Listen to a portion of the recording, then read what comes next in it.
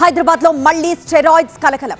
అసలు ఇంజెక్షన్లు ఎక్కడి నుంచి వస్తున్నాయి, ఎక్కడికి వెళ్తున్నాయి? బాడీ బిల్డింగ్ పేరుతో జరుగుతున్న ఈ దందా వెనక ఉన్నదెవరు?